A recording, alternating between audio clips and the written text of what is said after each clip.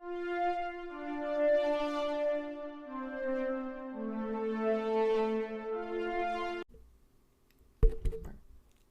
everyone, and welcome to another one of these fun interview episodes of the SWW show. I'm Mike. Today, with me, a special guest talking about a game that I'm gonna need help describing.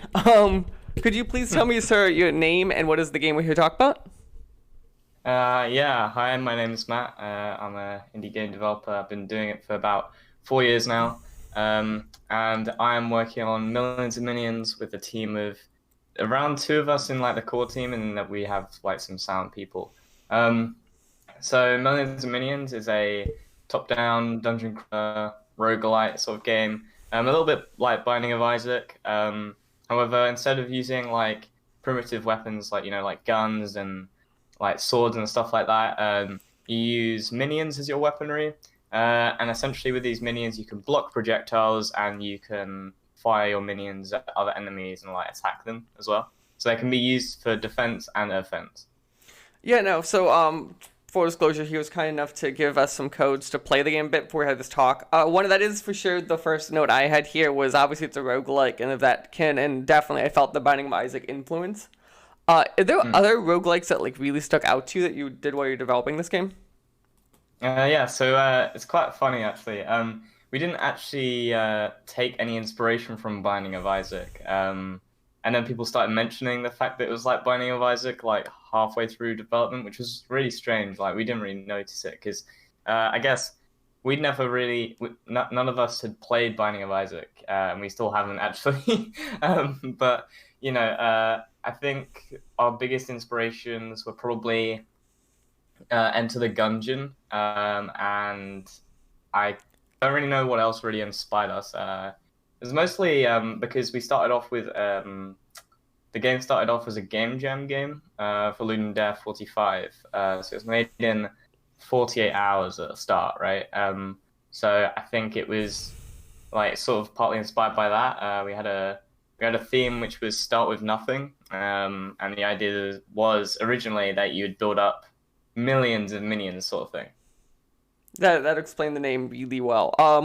So that's the other question then. So obviously that is I think the change that you guys have compared to most roguelikes. So you have a direct weapon, but like funnily speaking, it's about the minions in this game. Yeah, yeah. Is it just you watched Despicable Me too many times? You're like, I want to kill these boys. Like, No, I don't really know what it was about them. They were gonna be like, I think they were gonna make them lumps of fat originally, if I remember. But like we didn't really know where that would really play into anything at all. So instead we went with just minions, and it was like sort of like you would, because like the minions are sort of just like like these really monstrous creatures, but like they also like quite cute as well. We sort of wanted to have like a nice balance between the two. But I think yeah, I don't really know where the inspiration for the minions themselves came from. I mean, that was just sort of a mechanic I accidentally made by accident. I wasn't really working towards it, and then it just sort of happened. Like I made some sort of behaviors, and it felt like it would be cool to be like a powerful mage that's like in control of a whole army. That was the sort of like main of it. so walk me through that. How do you accidentally make a minion? We work in like the enemies one day, and like you're like, oh, this seems kind of cool, or is it just like I'm bored one day, I need to make something? Well, I don't really remember how we prototyped it, to be quite honest. It's been so long now. I think because again, the original version was made in 48 hours, so you're thinking of a bunch of ideas very quickly. I think I made two prototypes before, like the second prototype or third prototype, can't remember which one it was. That was the one that we thought, okay, yeah, we'll go with that. And that was like originally these minions would just sort of follow you, and it felt like they were sort of living creatures sort of thing. Like they followed you in like such a way that sort of felt quite realistic in a way. Not realistic obviously, but like they felt like they had their own sort of minds.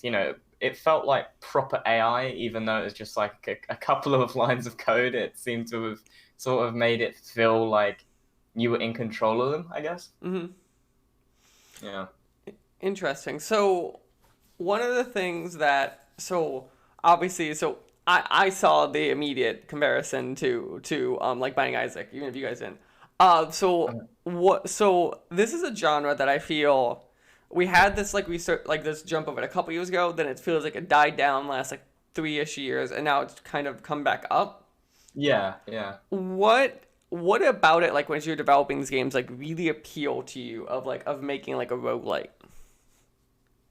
Um, I mean, I feel like it felt quite retro, like quite arcadey and stuff. Like, it felt like there was a lot you could do with the idea. I think that was more where it was, and it just so happened that it fell under the roguelike category.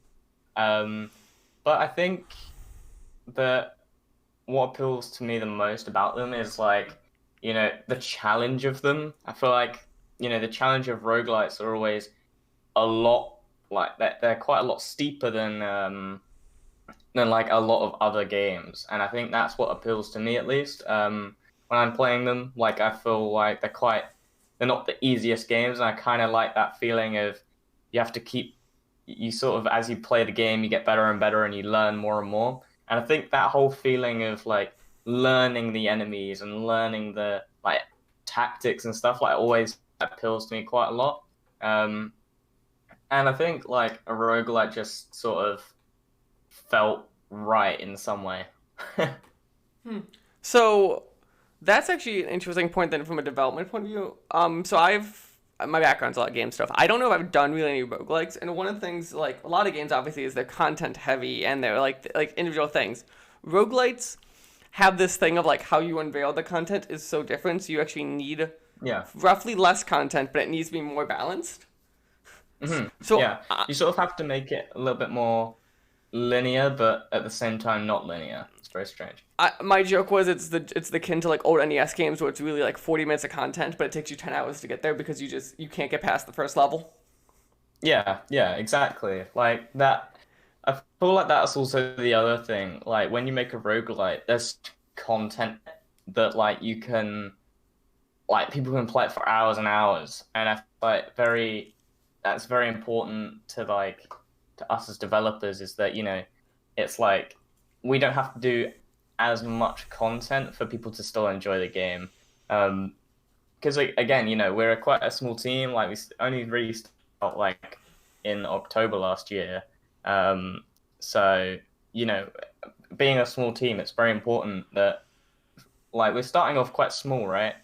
But starting off small doesn't mean that you have to sort of it doesn't mean the game itself has to be small, if that makes sense. Like in like playtime sort of wise.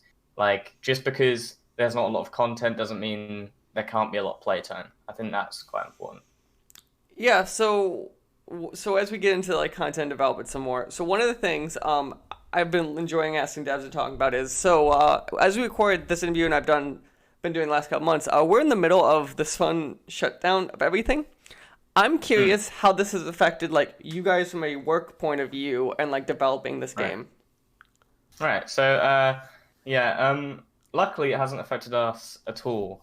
Because so we're actually a global sort of business.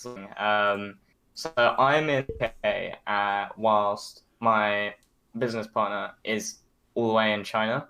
So, we're used to working online anyway. It's what we've always done.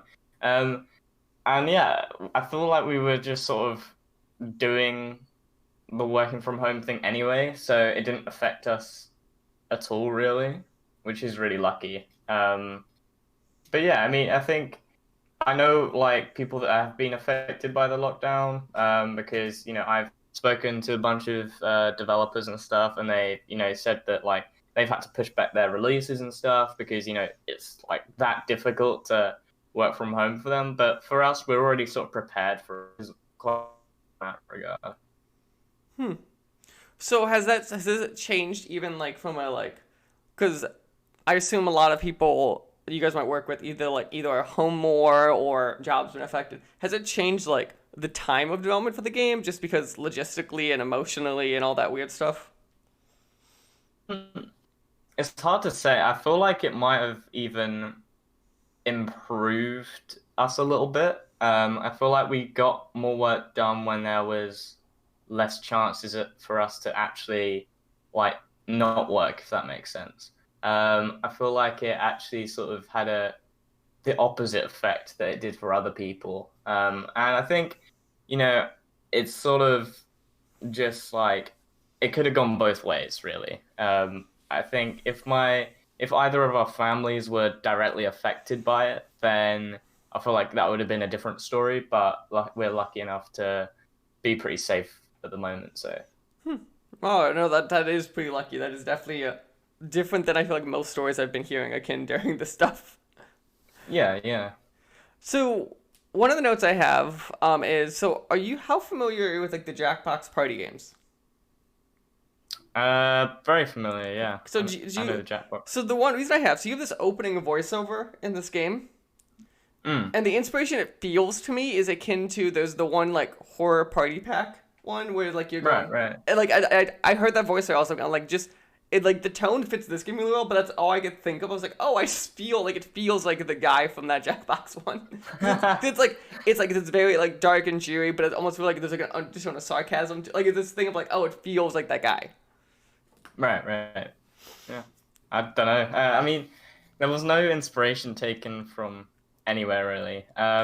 We wanted to do like cutscenes and stuff, but again, because of development and time and stuff, like wasn't really viable for us to do that. But yeah, I feel like having a prologue was pretty, like making that was pretty interesting. Um, and whilst you would have actually liked to, like make like a cutscene. I feel like now we would probably make a cutscene and replace that. In fact, I might even work towards that, but I'm not really too sure yet. But I feel like it's quite easy to set the scene with a prologue like that. Mm-hmm. That is true. I'm curious, why did you feel a prologue was necessary? Just because like a lot of these kind of games, like the story kind of matters, but it's a lot more akin to like the environment and the nature of it matters than like the story in that sense. Yeah, yeah. So I feel like it's probably um, just because really like actually I don't really know why. It's kind of hard to explain. Like I feel like it was more to do with the fact that we had, I guess, we didn't really know. Like at the time, we didn't really know if we wanted the story to be like tied or not. And basically, like I feel like that's just sort of like become more and more of a thing. I feel like yeah, we definitely focused on gameplay, and to be fair, we didn't even need the prologue. Like we could pretty easily take that out. But I feel like it's still nice to have it there for people that want the story, because the story's not directly. It doesn't really directly impact the gameplay too much. Of course, it impacts it, but like not to the point where you need the story, which I think is also pretty good for people that are watching people play the game and stuff, because they can still enjoy the game just as much as someone that knows the storyline, and then the people that have the storyline can enjoy the game with that in mind, I think. Hmm. No, that is interesting. Have you guys? So obviously, you guys are in early access. We're just kind of jump to that now, and stuff changes during access. Have you thought of adding more of those kind of cutscenes or whatever you call that, kind of like throughout the experience, kind of like as you get through different spots, or is it still like you kind of want to like have that one to set the tone, and then just kind of let the player go? I mean, it was planned that we'd have one for each different area and stuff. But I think we've since veered away from that. We might change that. We might do an ending cutscene, or ending. I don't know what you want to call it, to be honest. But we might do like an ending one. But yeah, it was originally planned that after each different area you'd have one of those. But like we're trying to release in October, which is in like 3 months' time. So we really want to make sure that we've got as much as we can done like as possible now. And I feel like not having to worry about that at the moment is pretty okay. Like it's something that it's not required, but it's also like something we would like to do, but it's not. It's yeah, again, it's not required of us. Okay, yeah, no, that makes sense. So now we're on this topic. So you guys are in early access. You guys have been in early access. Was recording this about a month, ish. Yeah, yeah. First question: how's it been now that your game's out in public setting? Yeah, I mean, it feels nice, but as they say, like being an indie is very, very tough. I feel like I thought I knew like how marketing sort of went and how it worked and stuff, but yeah, I don't think we did anywhere near enough. After the next update, which is hopefully coming out later this week. We're gonna be contacting as many YouTubers and as many content creators and like all the press and stuff again, like doing more pushes. But yeah, it's definitely very very tough to accomplish. And I feel like it's just more to do with the fact that like we thought we knew what we were and we didn't, which is very strange. Like I feel like you don't really prepare yourself for like no matter how much preparation you have, there's always gonna be something that you don't do enough of. And that's definitely what we found marketing. But I feel like actually having the game released is cool. I can actually say that I'm a game developer, like not like just like it's still hobbyist, I guess, but like I can actually class myself You could point to as a game something. developer a bit more. Yeah, yeah. So it's quite good to look at from like someone else's perspective. If they see like that I've made a game, like I'm 17, all right. So I'm still pretty early into the like in life and stuff. So I'm pretty glad that I got it out now rather than like in my future. I thought it's quite good for me to set my sort of, I guess, in the world, if that makes sense. I don't know. Mm-hmm. No, that makes a lot of sense. So, kind of. So again, only a month out, so you still have a lot of time with this. Do you Mhm. feel that putting yourself in early access then has helped giving you a longer tail at least to market the game? Because at least you could always be like, until it comes out, you'd be like, well, it's not fully out yet. We can still do this kind of akin to a press tour, this akin to this kind of different things because we could always be always pushing new things. Yeah, yeah. I feel like definitely. I think it's definitely from like building up a community and stuff. It makes the community part of something even more so, which is of course very important. You got to make sure your community is like invested into your product and stuff. So I feel like having early access allows them to give feedback as you make updates and stuff. Like we're trying to do an update every 2 weeks or so, and I feel like it's pretty good for me as well. Because I quite like writing like blogs and stuff, and like I feel like the patch notes and stuff. It's quite motivating. Because it feels like you're making loads of progress. Like every time one of those, I'm like, okay, we're closer and closer to full release. Mm-hmm. Like we recently, we just got the go ahead that we can release on Xbox and Android. So I feel like that's probably the coolest thing. Like porting to other platforms is definitely amazing. It's mind blowing to me. Like I wouldn't have even thought about Xbox to be honest. But it's really awesome that I'm able to release on other or that we're able to release on other platforms.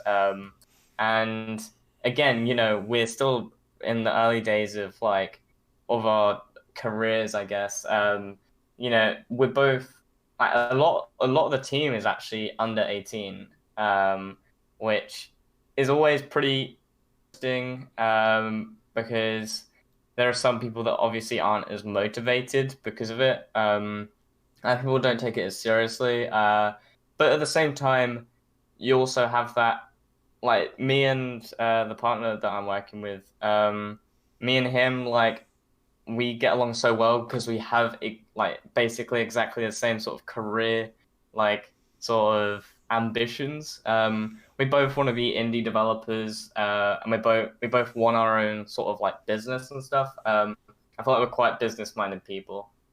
No, and that's definitely lucked out in part. Hopefully, in the long term, that like if you do it while you're in school and like at the beginning of your career, you get like a bunch of smaller games out. You have a better shot of Mhm. either one of them snowballing or a bunch of them being moderate successes. Like give you that like tail end, because this is the problem with indie development is people don't realize is it's not that realistically it's not like your one game's gonna blow up and sell 10 million units. It's you want a bunch of games that keep selling over time because that Yeah. gives you kind of like that buffer in case that game one game fizzles. You at least still have this buffer to work with. Yeah, exactly. And that's the sort of thing we're working towards at the moment. We're currently working towards like releasing a bunch of mini games that sell for like $1 or something. And I definitely think that's definitely the way to go. Just because also like it's very, you know, attractive to like people that like, new audiences and stuff. If you're releasing like, I don't know, a mini game every month or 2 months or something, like there's usually going to be something for them to purchase, not like just because they're not interested in one means they can be interested in another. And I think, you know the big projects that we work on that take, a year, 2 years sort of thing, those ones will always like obviously be the focus. And, if people don't like our big titles, then they can still help like support us. And I think that's definitely important if people just want to support us and not necessarily play the games, I guess. Because I do know there are some people that tend to do that, which, props to them, I guess. No, that is great. So I'm gonna push you on this question because you brought it up. So you could just I guess you have to pedal around it. You said you have the go ahead now to release on Android and Xbox in some capacity. Do you have timelines with those in mind, or is it kind of like as the game comes out, it's kind of like the next thing you work on? Yeah, so mobile is going to be worked on in about 1 week time. I'm starting work on it. It's going to be just like, so I recently added a new mode to the game. It's called arcade mode. It's just infinite, dungeon crawler. You can, like, it's just an infinite, like, sort of run through with leaderboards and stuff. And it definitely changes the way the game feels. It's really, really different.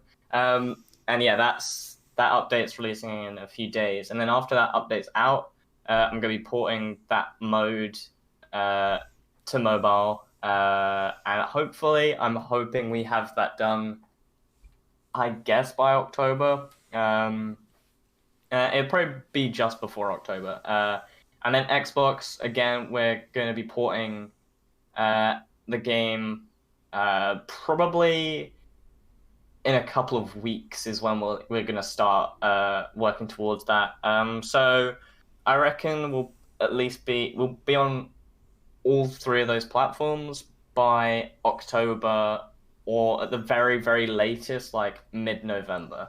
Okay, so that is obviously these are rough dates. We're not holding you to them with a gun to your head. I was just like, Yeah. I imagine your workload's gonna become a lot harder when you also need balancing a bunch of platforms at the same time, Oh because yeah, no, yeah, yeah. It's gonna be a crazy experience. It's already pretty tough, like, um, you know, putting the game on Steam on its own is already pretty difficult. Like, it doesn't. It's not just like a one button and you're done. You have to like go through a load of processes, and then yeah, definitely porting over to Xbox because there'll all be different versions. Because we couldn't have, like, at least for mobile, I think that's going to be the quite difficult to port to because yeah, like because you guys kind of work on controllers already. I was kind of poking at the controller. It's a little yeah. gets a little fidgety, I'd argue, but like the controller, like it's enough where I can see you guys. Oh, just got to touch it a little bit. Controllers basically work out of the box. Yeah.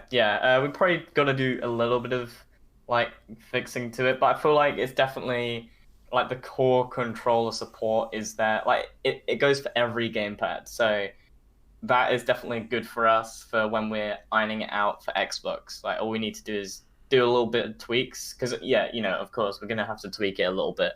But yeah, it is pretty interesting. And I guess also like telling your family that you're releasing on Xbox is a lot. Yeah, your grandma goes, more... I've heard of that one. Compared to like, what's a Steam? Yeah. Like, yeah, nobody's heard of Steam in your family, and then everyone knows what an Xbox is. So, That's definitely cool. Like having your family like sort of be like, oh yeah, I know what an Xbox is. It is very like motivating because you feel like you're finally like when your family notices the work you're doing as well. Like I feel like it's another stage of like making games and stuff when they start realizing how important it is to you and stuff like that. No, I could definitely understand that for sure. So as we get to the tail end of the discussion, um, again, so as we talk about, you are in early access. You've been for a month. You have 4 months, we'll say, it's 3 to 4 months left in early access. If someone buys the game right now, what is the one giant change that you're going to tell them that, like, hey, we're going to add this giant feature or two to the game before it comes out? What is that, like, selling point to you of, like, they're going to be there? Right, yeah. So, we've got a whole other area coming to the game. Currently, only 2/3 of content is in the game. So after that area, we'll be completely done. So that's like one of the big things. But then we're also gonna be there's probably gonna be one or two more modes added to the game. I'm thinking. I'm not really too sure what they're going to be just yet. Like, I'm still sort of thinking the ideas for them. But the idea is that you'll be able to pick between multiple different like modes because that's also again going back to we don't need as much content. Like having the modes they're very easy to implement. Like I can implement a new mode in like just over a night or 2 nights and stuff. So it's definitely something that it seems very big, so that's probably what I'm gonna be working towards. And yeah, I don't really know what our artist has planned. I think he said that he'll be so he's also a programmer, right? So we both do programming and stuff. And we're not hoping, but we planned this from the start. The last boss of the game is going to be like amazing as much as we can like make it, and it is gonna like sort of boggle your mind because I don't want to give away too much, but yeah, the final boss is definitely something that you'll have to look forward to when the game is fully released. Okay, great. Let's see if we can sell you some of those copies. So the game is Millions of Minions, quote, an underground adventure. It is currently in early access on Steam. It is $7 US. I have no clue what that means anywhere else in the world. You say here that the game will be going up in price as you guys release the game. So now is the cheapest to get the game. Yeah. Perfect. Again, yeah. Thank you for joining me and sitting down with me. Especially when these are always fun. We do these across the world and figure out timing on all of that stuff. Yeah. No, thank you for inviting me. It means a lot. Yeah, I love doing these sort of podcast things. It's very entertaining. Perfect. Well, again, thank you for sitting down with me, and I look forward to seeing how the game turns out. Thank you. Hello, everyone, and welcome to another one of these fun, I call them the COVID edition episodes of the interview show of the SWW show, but COVID never ends, so, I guess it's just how the interview episodes go from now on. Anyway, I'm Mike. Today I have with me our 3-time returning guest.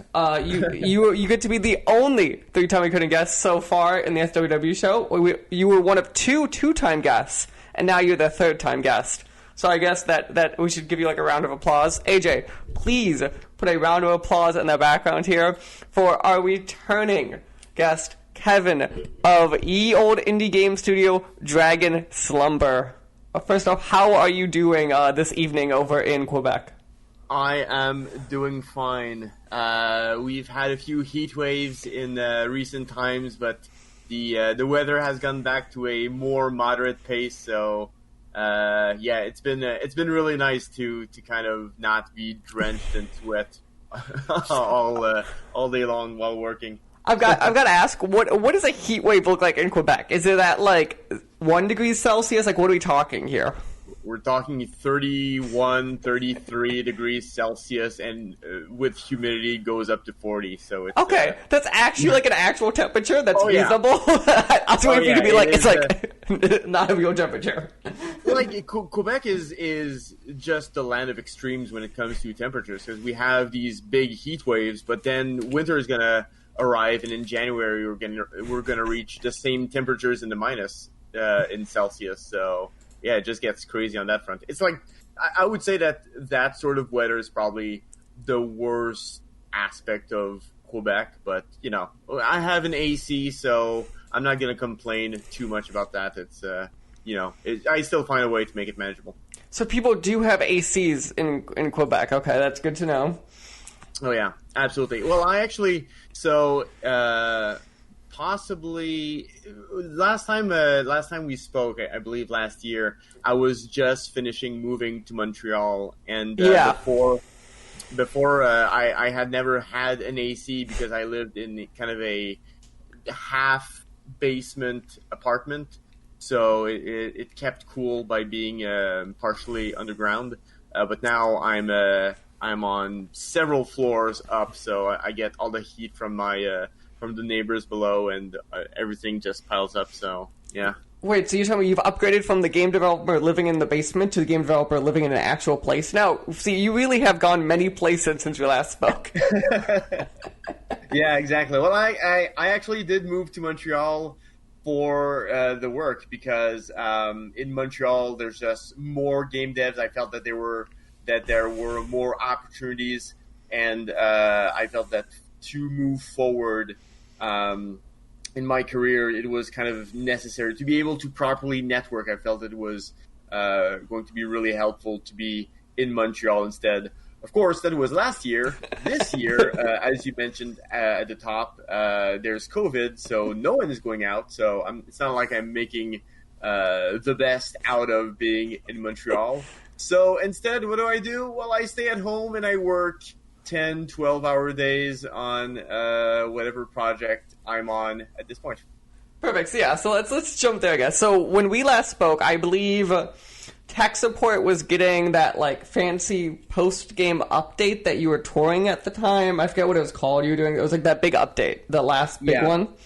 I added the Zen mode around May, and I think I added a challenge mode. I forget, like I know challenge what's in the game, mode. I just don't know when everything was basically added. I think it was challenge mode, so I'm looking at the last time we spoke, the episode came out on March 31st of 2019, which means probably we spoke like middle of March that year, which probably means it was Zen mode.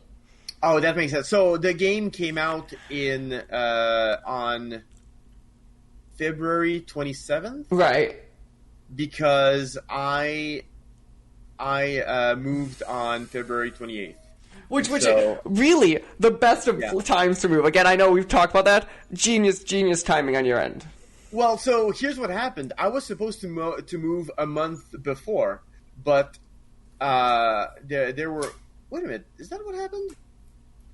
So I was supposed to move a month before, and I ended up moving. It ended up being delayed, so it basically lined up with the release of the game. So while I was moving furniture, I was packing stuff up, and while we were traveling to Montreal, I wasn't driving the truck. I was actually on my phone responding to people on Steam and checking out. Obviously, a launch will always come with its series of issues. So I was dealing with people all throughout, and I was kind of doing that work. So work really never stopped during that time period. It was quite a hectic moment for that. I can imagine. Okay, so let's see. So we jumped in. So we talked tech support. So we have a couple projects, it sounds like, to talk about tonight. So let's start with, what was the thing you probably that worked on right after tech support? Okay, so to give everyone listening a little bit of background, so Mike has been asking me to come back on the show a few times now, and every time I would kind of turn it down. I would say I want to wait until I have something to talk about. And it ended up being a lot longer than planned, because last year, once I was finished with creating new content for tech support. And even as I was continuing to promote tech support, I started work on a new game. I started work on a card game, but because of the popularity of roguelites, I kind of wanted to avoid that genre. Slay the Spire kind of came out around that time, a little bit before that, and it was super popular. Everyone was drawn to it, which made me understand that I had to not make that type of a game, because I knew that in 6 months, in 12 months, the market would be flooded with card games, and that's exactly what happened. So I tried to make a card game that kind of took some inspirations from that, but kind of distinguished myself from Slay the Spire and that sort of traditional roguelike game. A style that, by the way, I absolutely love. But the reason why I didn't want to pursue it is because I felt like it would be a very competitive market, and was more for business reasons than personal interest. So I did work on that project. I started around May, probably around that time, May, June. Worked on it until November, at which time I had a prototype. I had a lot of people test it, give me feedback. I went through multiple rounds of testing, moving the rules around, and in November, I had a convention planned, and I was going to showcase the game during that convention, which I did. However, in October, I decided that I was going to cancel the game. So what happened was I was testing the game, and I was getting feedback, and I was kind of asking people what they thought of the game.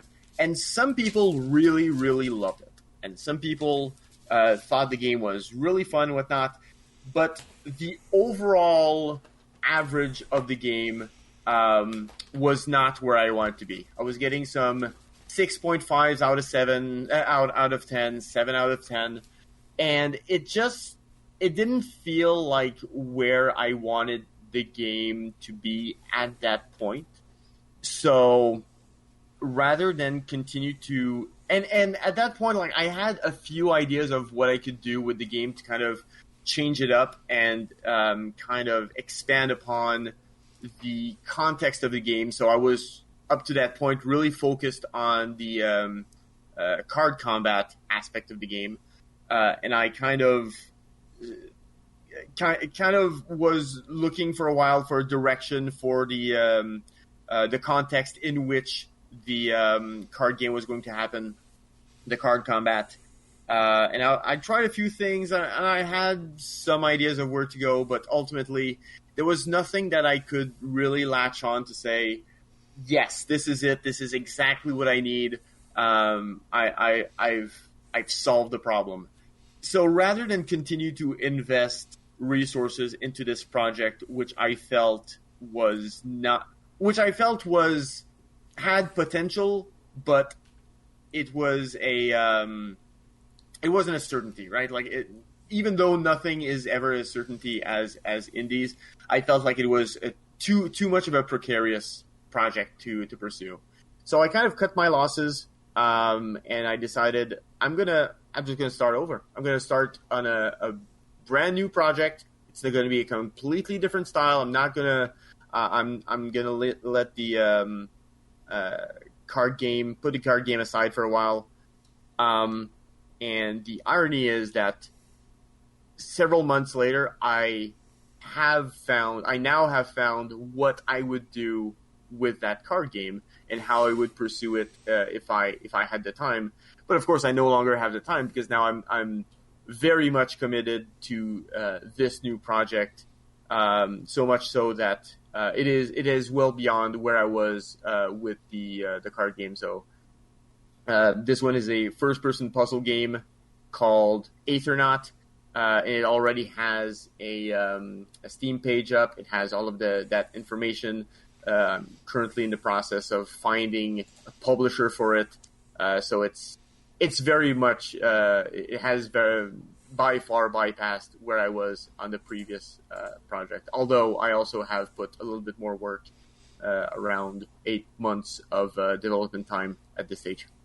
So we will get to Aethernaut in a second. I have a few questions I've been thinking about writing down while you're talking about the last game and being indie dev in general. If we could go down that road for a second.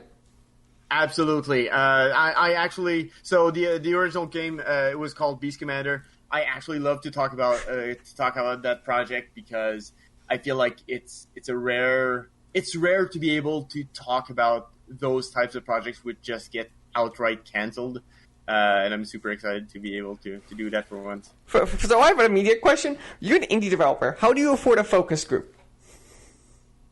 So usually I'll go with friends. Like I had a friend who was a big fan of Magic the Gathering and Hearthstone and whatnot, so he gave me his perspective. I've had other people give me their perspective as well, who were card game fans. In Montreal, there's something called the Gameplay Space, which is kind of a communal office space where different indie devs assemble, and they have various events. Amongst which, every month they would have an in-person playtest where they would invite a bunch of people, and different indies could showcase their game and kind of get feedback for it. So that was one of the ways that I got feedback. And I also got in touch with someone from a school, and he ran 2 separate rounds of playtesting, so distance playtesting, for which I had set up a poll, not a poll, but a quiz, a form that people could fill out at the end of the playtest, where they would give their opinions, and I would kind of break down what their expectations were according to a game like this, if they were interested, if they liked the game, all of the aspects. And that was a really big help. That really gave me a lot of context for that game, and kind of helped me. It really helped me make that decision to move along. And this is kind of like, this is where getting to know people, getting involved in different communities can really help. This guy who had a school, or who was looking for these types of projects for school, I found through a Discord server that I moderate.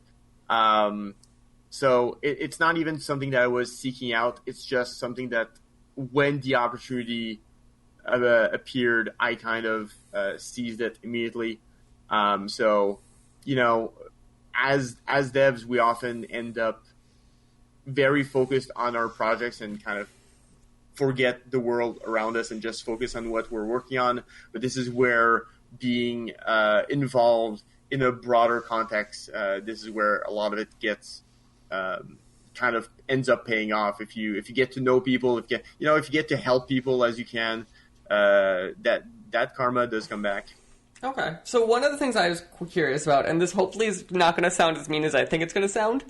So you said, I think in focus testing, your game was averaging like a 65-ish, which I enjoy your game, so this is not me trying to be offensive to you. But like that's a little lower, but not like insanely lower than like tech supports Steam reviews are, I thought. Sure. So tech support is a special case because tech support is tech support had a lot of localization issues, and a lot of that low score comes from those localization issues. A lot of it. So the game was available is available in English, German, and Chinese, but the German localization and Chinese localization were problematic, and it's something that I don't speak either language, so it's something that kind of passed through the cracks, and we didn't get to catch on time. And unfortunately, that really tanked the project. We were tracking super well. People were buying the game and really enjoying it on that first day, and the sales were going tremendously. And then it hit those markets overseas in those different languages, and that's where we we really got hurt on that project. It's it's very unfortunate. It's a lesson learned. At the end of the day, it is our job to figure that stuff out and properly quality control those things. We should have done more due diligence than we did. Lesson learned for future projects, unfortunately. Okay. No, that's why I was just curious, because again, I enjoy your stuff, and I was just curious, 'cause I'm like, that's tracking, like, I was like, that's just around those numbers. So I have the obvious question. So Beast Commander, so you are a solo, this is your income. You kind of sum this up with, like, the Twitch streaming of development and the Patreon, but, like, this is, like, the bulk is game sales, I assume. Yeah. Eyeballing Absolutely. these numbers. How stressful is that to then cancel a project after spending, like, 3/4 of a year on it? It wasn't. It was one of those things where, if it had been my first project, I would have continued until the end, and I did. Like, my first project took 4.5 years to make, and I would have pursued it to the end of the development cycle, and maybe it would have. Until the game launches, you never know how it's truly going to end up. Maybe it would have ended up better than I was anticipating. But because I had all of this experience and previous projects, and I think I have a better perspective on it, instead of looking at it from the perspective of I just spent X number of months that I kind of have to throw away, I prefer to look at it as I'm avoiding spending another year, 2 years on a project that's ultimately going to bankrupt me. So I think ideally this would have been caught earlier, but I'm still kind of happy that I caught it. Like, ultimately, if I started in June, I might even have started in May, so it would have had May, June, July, August, September, October. So it was about 6 months. I had about 6 months of development. Kind of wish it had been a little fewer, 3 or 4. But I think I was focusing on the wrong problems at that time. I was really perfecting the way the card game functions. And I still stand by the way my card game works. I think the card game is absolutely fantastic. It's super fun to play. There's a lot. It's very easy to understand, but there's a lot of potential depth in it. But I think its biggest issue was that it wasn't wrapped in a context that was interesting enough for players. And I really believe that a lot of that 65 to 70 was due to my failure to create a proper context for it. So I could have, at that point, created a better context for it, but the problem is that I frankly, I had a few ideas of where to go, and I wasn't really happy with the ideas. I wasn't excited about the ideas that I was considering pursuing. And if I can't get excited about them, like, I can't really expect the players to get excited for them. So I prefer to set it aside for now. No, that makes sense. So you're obviously you're standing by the card game part of it. So Yeah. So do you think there's space for more card games? Because obviously, like, there's like the big, we'll say 3, 4, 5, something like that, and then from there there's like this mid tier of card games that, like, Slay the Spire eventually fell into. There's some other ones I've seen pop up from time to time, like, and those ones that always come and go. Like, do you not feel this is an overcrowded space? 'Cause I always felt like until Slay the Spire, it felt very niche. So I think Slay the Spire is not the same. It does not go after the same audience as Hearthstone. I would not go after Hearthstone. Hearthstone is a very multiplayer-driven card game. Hearthstone or the one about The Witcher, Gwent.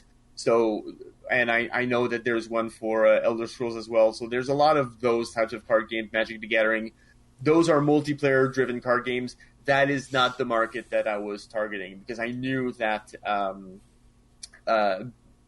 those are difficult markets to target because you need to build a huge audience in order for your game to be viable. Slay the Spire targets a single-player card game, and I think they did something that was really interesting. It kind of blends a little bit of a mobile-style card game, but with enough depth to make it more interesting in its progression, I think. So I also did not want to be Slay the Spire. I did not want to be that specific roguelite progression. You add cards over the course of your game, over the course of your adventure, because I kind of felt like you say, I don't. Even if there was space when I was starting development, I don't think that there would have been space at the end of development. I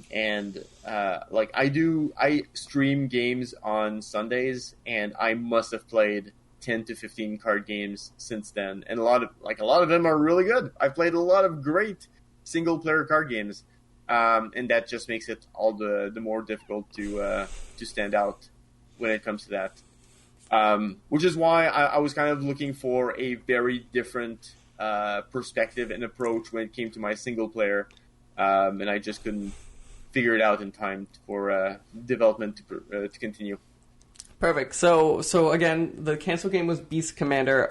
You made it kind of sound iffy. Do you feel you're going to go back to that game, or do you feel at this point that project is done and maybe one day you'll make a card game? I would love to go back to Beast Commander.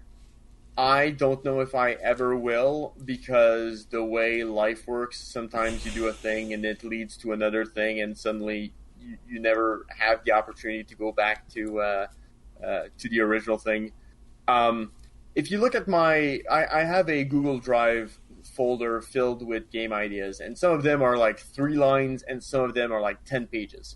So some of them I kind of fleshed out. I could do this, and the reality is, most of those ideas, I'll never have an opportunity to pursue them. In the case of Beast Commander, I feel like a big part of what will determine if I go back to it is how successful I am on other projects. Historically, I've been known as a developer who kind of pursues a lot of different genres. And people have in the past asked me, why do you always go after different genres? Are you not failing to build an audience by doing that? And the reason why I have done this thus far is because I've always felt like the games that I've put out have not built a big enough audience, a meaningful enough audience for me to capitalize on that. But I'm kind of hoping that this next project, Aethernaut, will do that. This is the first time that I'm making a puzzle game. This is the first time that I'm making a first-person puzzle game. But I am so inspired. It is a genre that I absolutely love. I'm a big fan of Portal. I compare my game a lot to the Talos Principle. It has a lot of those same styles of foundations. And I have, if Aethernaut was successful, I would expect to be able to make a decent amount of money, which would mean that I could invest in a sequel, and I have had ideas for the way I could approach this, and I have ideas for other styles of first-person puzzle games which follow entirely different rule sets. So, I think I get passionate a lot for whatever I'm working on. I can work on anything, doesn't really matter. I get super passionate. I get filled with ideas. And in this case, it's really a matter of if the audience that I have wants me to work on more first-person puzzle games, I think that's kind of what I would end up doing because of that. Because I'm not done, right? I have more to do. So, at that point, it'll become a matter of what the players prefer. Okay, perfect. So I think now's a good time. Let's jump into so it's Aethernaut then the game you jumped to right after that. This is Yes. okay. So this is so let's jump then. So you canceled this game. Sadly, we win the backyard. I think of yards in Canada. We opened so in America the yards like usually the dirt's like not as hard because it's not freezing cold. So we actually take like a shovel and bury something in it. So we do that with the game. And now we've put Aethernaut. Well, no, we did. I'm sorry, we did not throw it out. We put it aside. It's still there. I still have the code. I still have the design. I still love the game. It's just not the right moment for the game, and it may resurface in the future. So it's just it didn't go live on a farm. It's just sleeping. Okay, it's sleeping in the other room. It just doesn't know it. There's a new person over it now. Yeah. So. Was your goal? It was like I'm gonna start making a puzzle game? 'Cause I remember seeing you. I feel like for a couple months. I keep seeing your Twitter being like, "Here are cool shaders I'm working on," and I'm like, "Okay, I don't know what this game is." So yeah, I decided to when I postponed indefinitely, as we say in the industry, Beast Commander.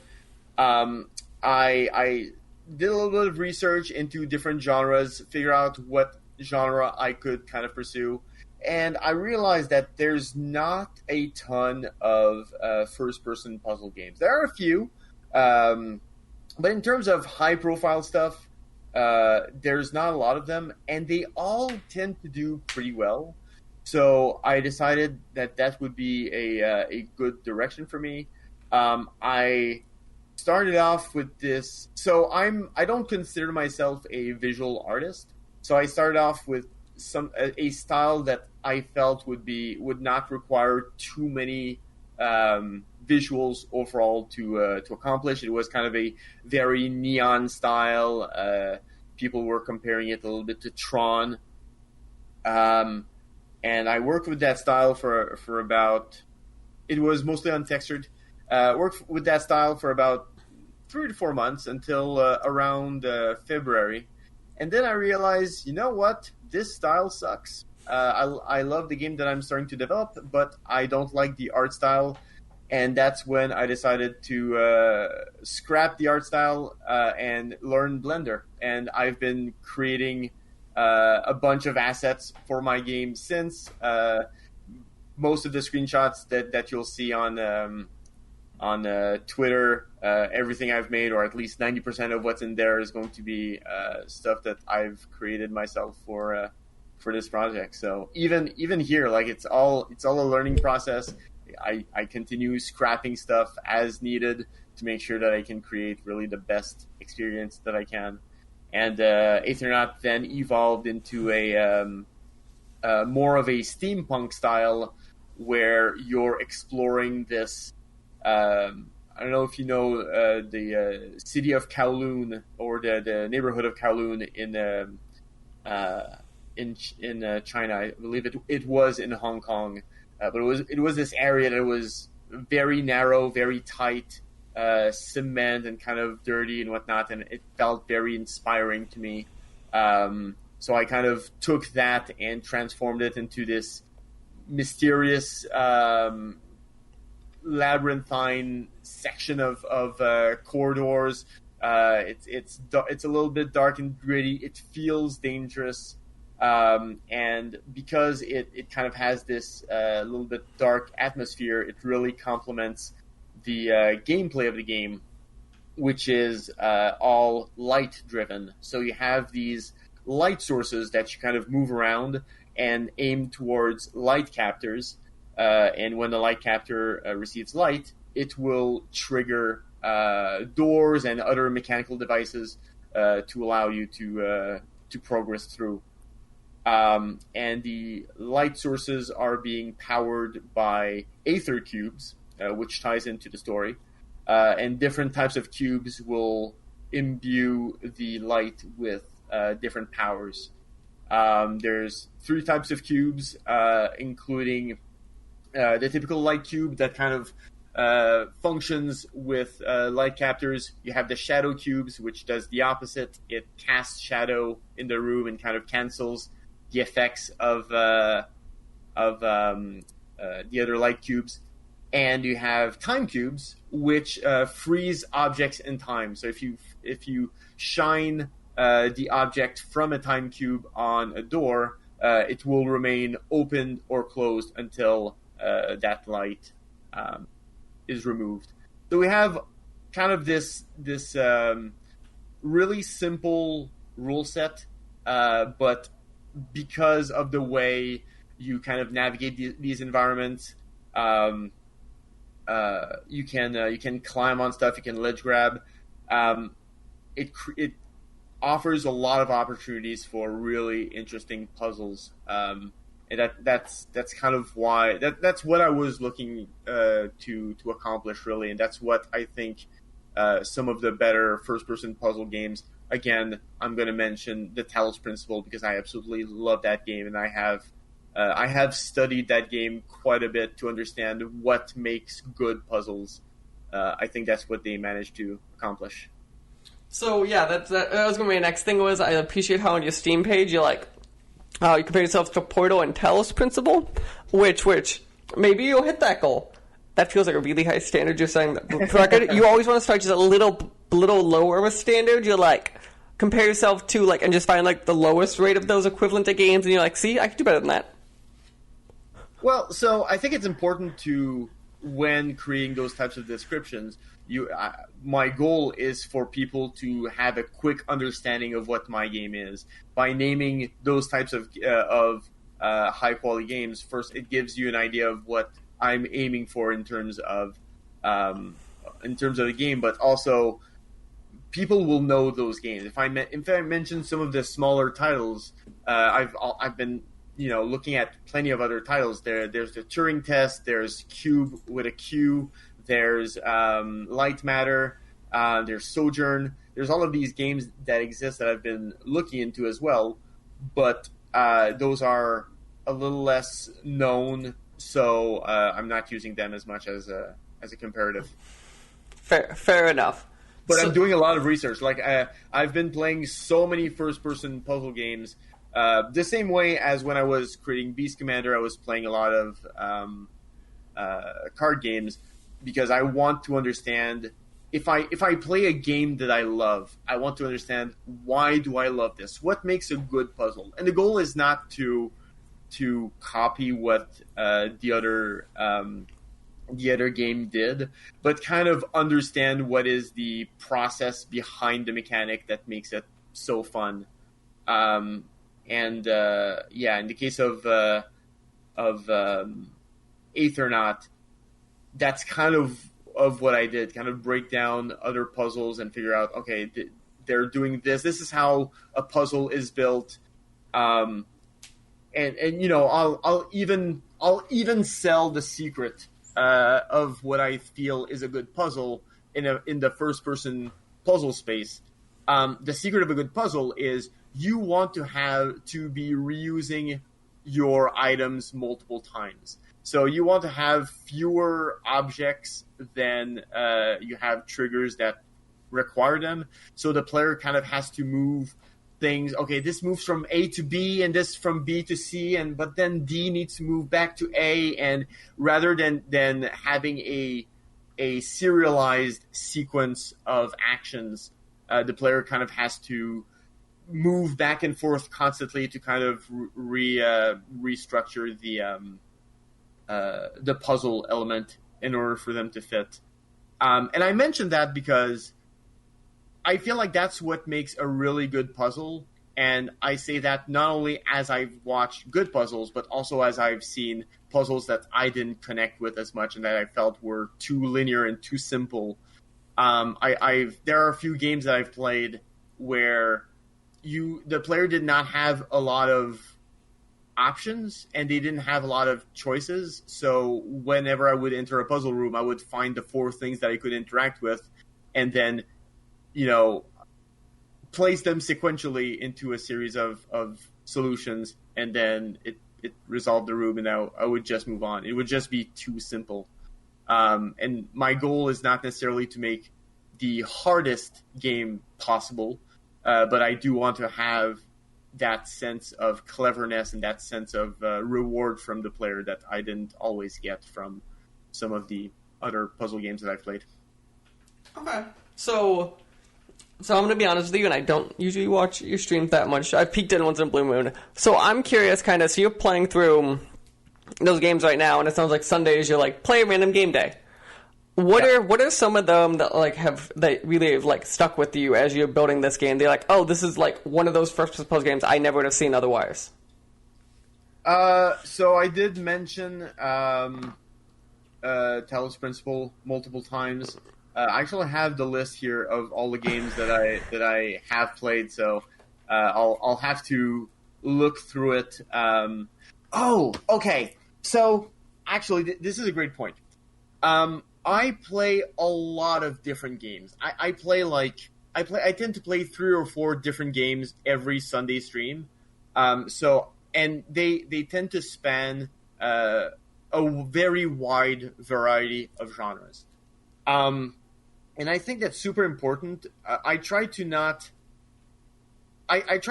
focus on the specifics, but rather the why, and look at all of these small details that are available in the game to kind of better appreciate them. I've been playing a little bit of Rise of the Tomb Raider recently, which is a terrific game. And one of the things, so I was playing that game, and at some point, I was pulling myself out of a pool of water, and I looked at the ledge where I was pulling myself out of, and there was this weird kind of decoration across the ledge that made that area really stand out and look really nice. And when I saw that one piece of decoration, I realized, oh, that's a solution for some of the areas in my game where I have these platforms which have kind of 90-degree corners with no decoration, and they kind of don't stand up. They're not interesting to look at. So when I play games, I don't just look at the design. I look at everything. How am I managing the menus? How am I navigating the menus? How am I controlling the character? The tile screen UI. It can really be any single thing that I'll latch on to, and that's why I kind of don't limit myself to any genre. And sometimes I'll find games that have really interesting mechanics that don't necessarily fit what I'm currently working on, but a year or two down the line that might make sense. And I'm looking at my list right now. I played We Should Talk, which is a game where you're a person in a bar having different conversations with people and on your phone. And the way you're having conversations is to build sentences. So you have different parts of sentences that you scroll through to kind of make every statement kind of functions grammatically. So you can really make a lot of different statements with the options that are presented. And I thought that it was such a clever way to do conversation. And right now, that doesn't make sense for Aethernaut. It's not that kind of game. But going back to tech support, if I had played this game before tech support, I am certain that this game would have had some form of influence for it.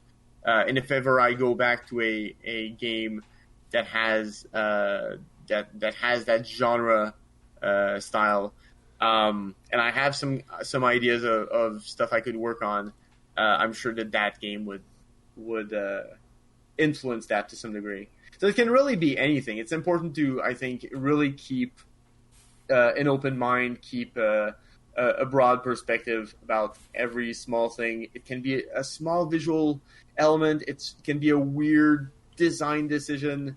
It can really be anything at all. Okay, nice.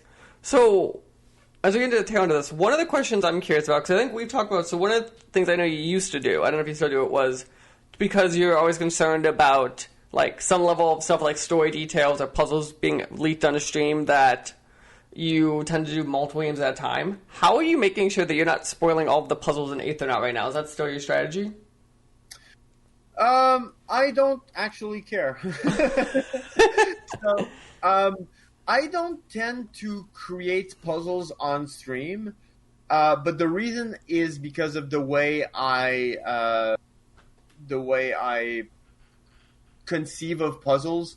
I need to have my full attention on it. It's very difficult for me to be streaming and talking with people and having kind of my attention divided when I'm doing this sort of creative work. I also don't write dialogue on stream for the same reason. I can't really create good dialogue while having conversations. I do, so the way I create puzzles, typically I'll sketch it out on a piece of paper and I'll figure out, okay, I'll start with a base idea. It could be, I want to emphasize these 2 or 3 puzzle elements. I want to have a tower in the middle of the room. It could be really any sort of weird idea that I have. And then I start putting elements down. I cross stuff off. And I work on it for like 20, 30 minutes or so. And that gets me to about 40% of a puzzle. At that stage, I'm going to implement the puzzle inside the game. I created my own level editor inside of Unity in order to create levels rapidly. That's actually a reason why I decided to go with a room-based first-person puzzle game, because these are grid-based, which makes them faster and easier to create levels for. So still keeping in mind the fact that I'm indie, that I'm a solo dev and trying to solve those types of issues. So I implement them in game, I test it, and at some point I feel like it's pretty good, 80% there. I then send out builds to friends to try it out, and usually they'll say, "Oh well, this is annoying," and then I'll reshape the puzzle to kind of keep the spirit, but resolve things. Oftentimes it'll streamline the navigation without streamlining the puzzle solution itself. And yeah, some puzzles take a while to kind of come to fruition, and some of them just come in a few hours. I'm pretty satisfied with the results. Nice. So I'm currently on the Steam page of the game that has no release date. Your release date is currently once the Aether clears. That is not a date, nor is that the date of the Switch port that I assume you're also working on with this game?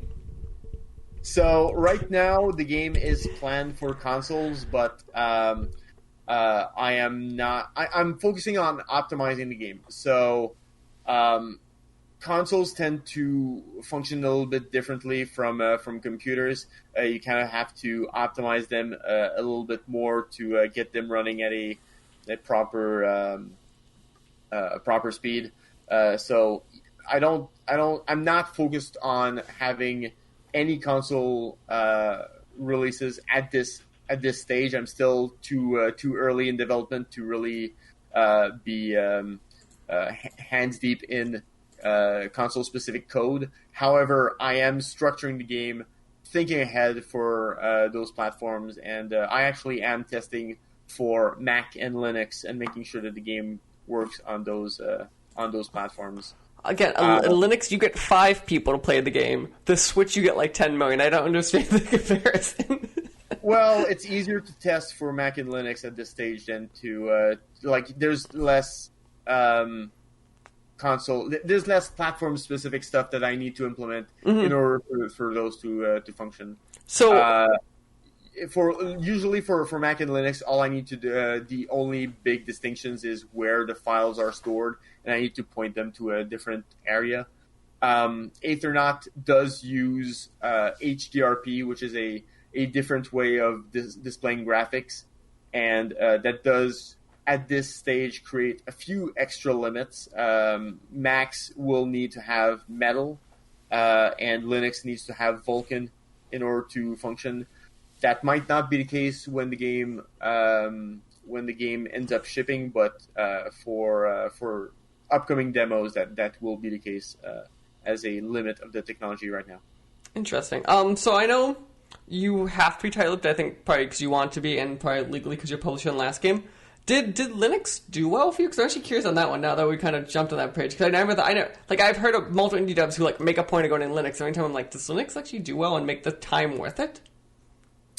I think Linux, you know what? Let's discover this together. I have a number in mind of what it made it do, how well it had to do.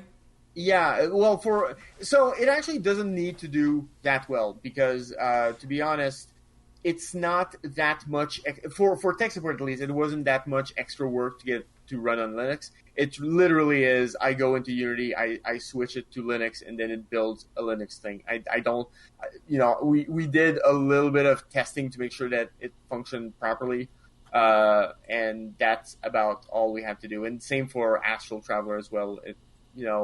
The reality is there's not a lot of requirements to get it running on those platforms comparatively to consoles where I think there's the porting process can actually take a few months in order to get it running properly. So that also explains why I'm not doing that on those platforms right now. Ask me another question. We'll get back. Yeah, no problem. So let's see. So I'm trying to think what else we had to talk about here. So yeah, I see also you are continuing the trend based on what I've seen you talk about of what we talked back in tech support was once you dealt with the publisher, you're like, I will always deal with the publisher based on what I'm seeing so far. Yeah, absolutely. I mean, I'm not saying so. Dealing with a publisher for me has always been a solution to a problem. The problem is I need to be able to get some visibility. I need to invest in marketing. In the case of Aethernaut is a much more ambitious project than tech support was in terms of scope. So I'm going to need some financing for that. So, working with a publisher is kind of a solution to those specific issues. Going down the line 3, 4, 5 years, is it going to be the same thing? It'll depend on how much I can, if I'm facing the same types of problems or if I can deal with them in a different way. But I've been enjoying my work with the publishers that I have. For tech support, my publisher is Iceberg Interactive, and at the end of each year, I publish an article on Gamma Sutra that kind of covers all of this work that I've done throughout the year and gives people context about what my life as a full-time indie game developer is. And for the last year, I kind of covered a lot of what my relationship with Iceberg was and how they helped. I also wrote an article about dealing with publishers and what that reality is. So I really had a great relationship with them. They were very responsive. They provided a ton of ideas, a lot of I couldn't have asked for better for that game. And just to interrupt myself, I'm looking at the Mac and Linux numbers. I'm not going to give specifics, but I'm just going to say ugh. It was way lower than I expected, to be honest. Because it sounds like you seemed the way you talk about tech support seems like as the game as a whole, you're okay with the sales numbers. That's why I find it interesting how much you went ooh on both of those. Well, yeah. So the game as a whole did pretty well overall. I'm looking at the percentage of sales for Linux and the percentage of sales for Mac, and they are way lower than I expected. And I say that because I believe I would have to confirm, but I think that for Astral Traveler, unfortunately, I don't think I have the full numbers here, but I think for Astral Traveler, at some point, Mac and Linux were like 7% of all of my sales, and this is well below that. Oh, wow, okay, so that tells me, okay, that gives me an idea of what we're talking about here, because doing enough indie dev research, and I could kind of reverse look at your numbers, like I have a rough idea of what I think your game sold, and that tells me like how few people actually probably played on Mac and Linux. Does that change your view then of doing those ports, or do you feel it's just one of those things of like being a PC dev first, it makes sense to do? No, well, if I was spending like a month of time on it, like maybe it would not make as much sense. But considering like it was like a day, right? A day to have Mac, and let's say a day for Mac, a day for Linux. I never had to do anything specific. I did have a bug on Mac that was Unity specific. The specific version of Unity that I had was incompatible with a specific version of Macintosh.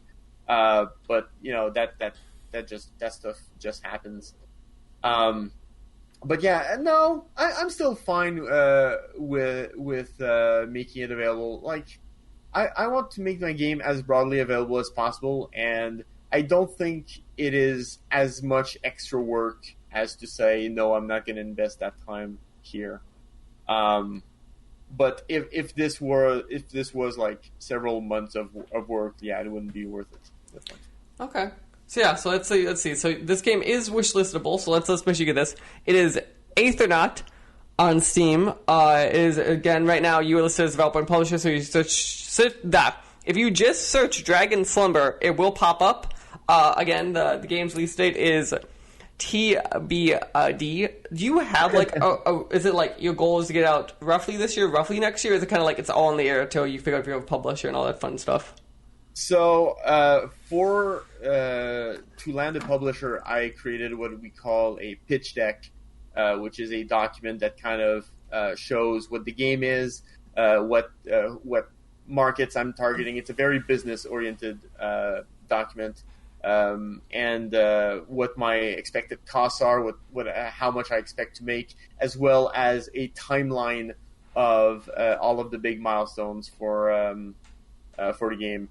So the publishers do have what my current estimates for the release dates are. I'm not making these public at this time.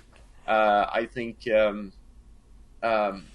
it's still. All I can say is it's still fairly early in development for the game, so I'm still figuring a few of those things out.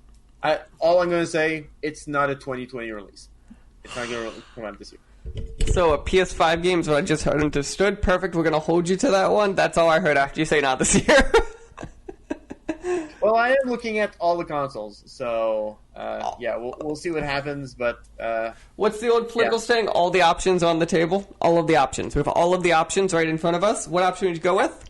We have no clue. Commodore 64, Vectrex, the Apple Pippin, all of those platforms. So the rule should be if Doom can run on it, you must run on it. That should be the rule. So GPS and fax machines and... I'm just saying, I think Cuphead is Cuphead. I think they're getting to work on the Teslas, so I think you should get your game to work on Teslas. That way someone will be driving while playing. Oh my god. So you do, it's a 3D puzzle game, right? The direction they're driving is the direction they go in the game. There's no danger to that one at all. I think they did that with Doom, actually. That sounds extremely dangerous. Yeah. I remember, I think it was like some sort of luxury car, like a convertible or something, and yeah, I think they actually did that in Doom. Yeah. Oof. That sounds terrifying for everyone involved. In terms of weird platforms, I think the best one is Retro City Rampage, because that game, I believe, was originally designed for the NES. It was a modern game, but designed with the NES limits in mind. And I believe a NES version was created, and I know for a fact that a DOS version was created, even though it's a game that released like just a few years ago. So yeah, I can neither confirm nor deny a DOS version of Aethernaut, unfortunately. See, you're getting good at your last publisher really trained you how to not answer questions. I can tell you, they probably set you down one too many times. They're probably like, you can't say that. You're like, can I not say that? They're like, just don't answer the question. Just walk away. Don't answer the question. Yeah. Yeah. Well, so, and you know, at this stage, I don't have a publisher signed, obviously, but I am actually keeping a few cards close to the chest. A lot of what I'm revealing, people will get to know in the oh yeah, we didn't talk about the demo. Hey guys, Kevin here. There's a demo coming out for Aethernaut. You didn't tell me this. That's why I didn't know this. So in a few weeks, we're recording this on August 6th, and from August 27th to 30 is going to be Gamescom. Now, Gamescom is usually held in Germany, but because of the world being in the state that it is, right now it's going to be digital. I will have a digital booth for Aethernaut, and I'm sorry, I actually don't have the details as to how you can access that booth. I guess more details will be available on the Gamescom website.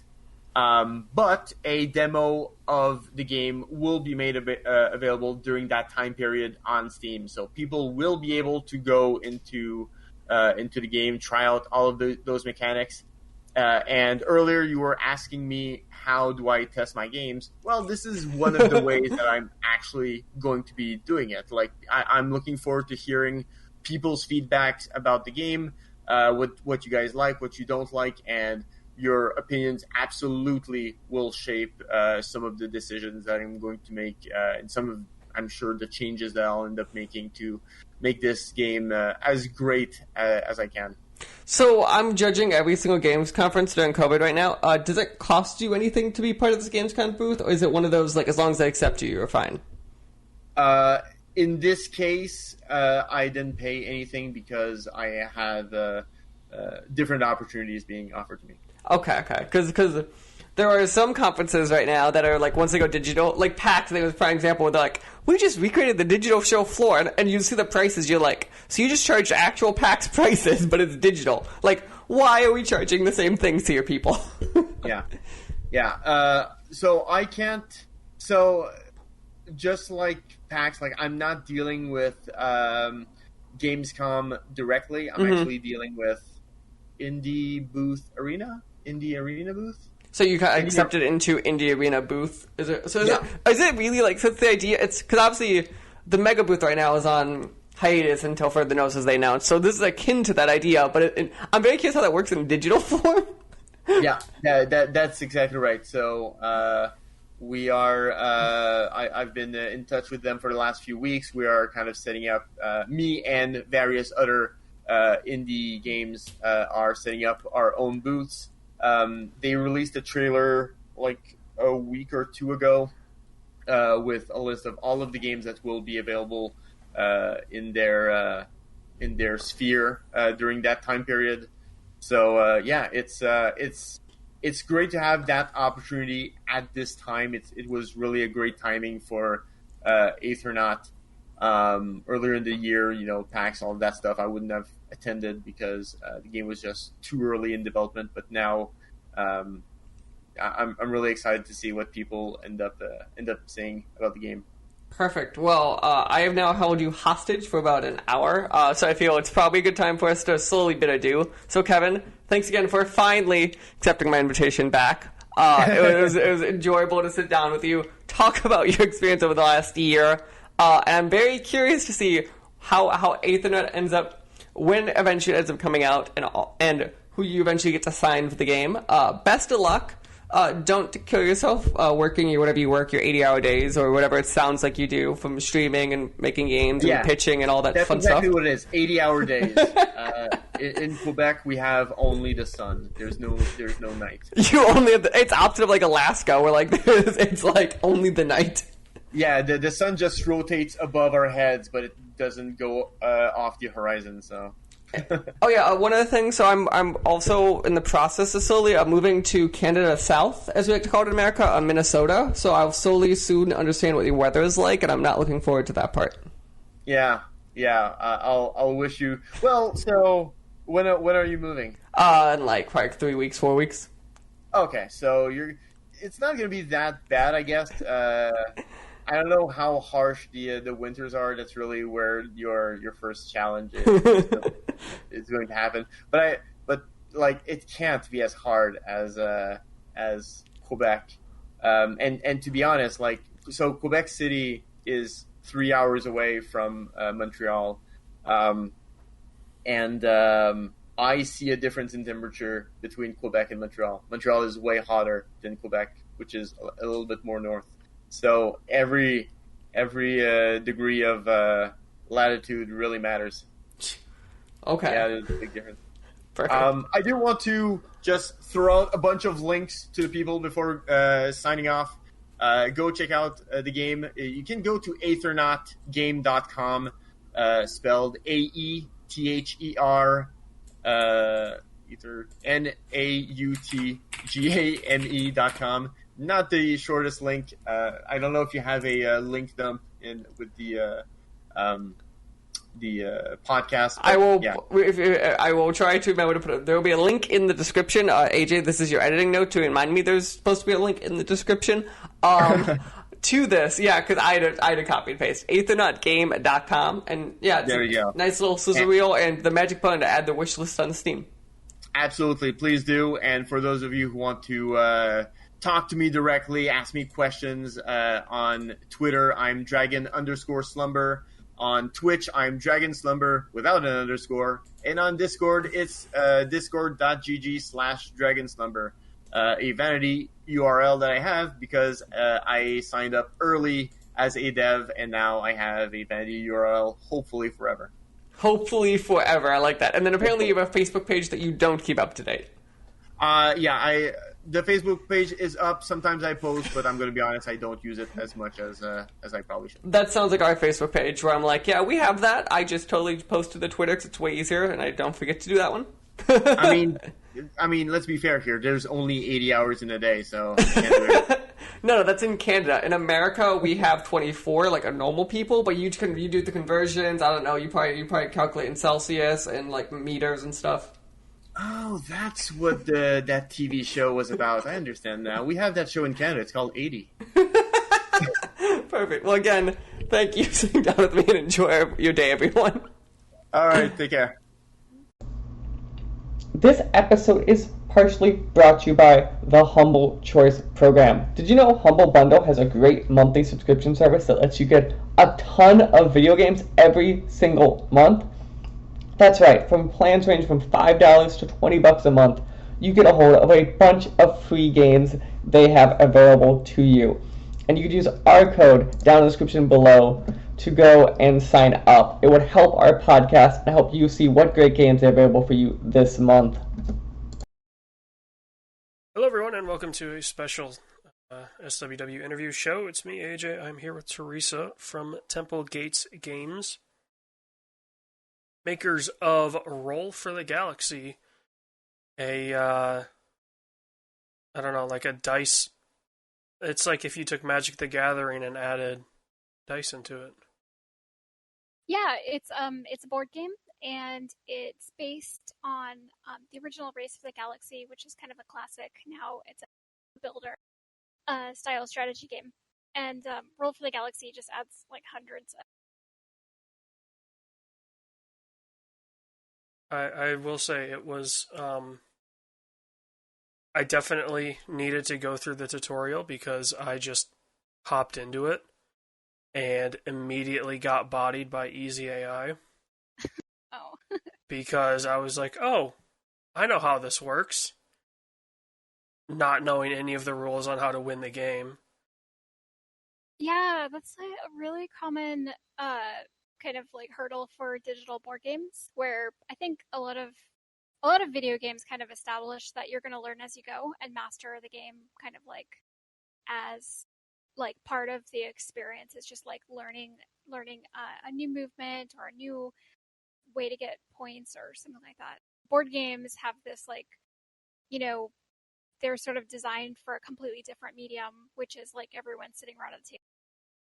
And you've already learned the game, and then you go after like your friend tells you about it for like an hour. And so it's super challenging to like release a digital board game where people are used to playing these games where you don't really need a lot of instructions to get going, and deliver something that kind of like makes players who haven't played the board game before happy, and also players who have played the board game and are same like depth of strategy. Yeah, I don't know, I guess for me, probably the most recent game that I got into that I had never played before was Astroneer, and they're very good about like hey, we see you don't have a save. You should probably do this. Oh yeah, like kind of dynamic prompting Yeah. and kind of like capturing like what is the sort of like profile of the user and what information should we. Yeah, that's like a whole level of design that is something we haven't done too much of, but I really. I definitely though went in the same way of like, oh, I don't need that tutorial. It's probably like, I don't know, like a Minecraft or something like that, and was lost within, I'd say, 5 minutes. Oh no. Yeah, yeah, it's like strategy board games, like you said, kind of like Magic the Gathering level of detail. Something like Magic the Gathering has like actual rules lawyers to sort of like help people usher people through the various like conflicts that could happen of the like nuances and gray areas of like phases of the game having like stomping on. And so like there are people who spend their life becoming like experts at how to resolve these conflicts. So it's definitely, I mean, this isn't Magic the Gathering, but it's definitely got that similar level of um like nuance and precision as a game that it makes it like it's not quite just like jump in and Yeah. probably want like get the explanation. And the best way to learn a board game is which is hard when you're doing digital unless you have someone who already knows it in your friend Yeah. room or Discord or something like that.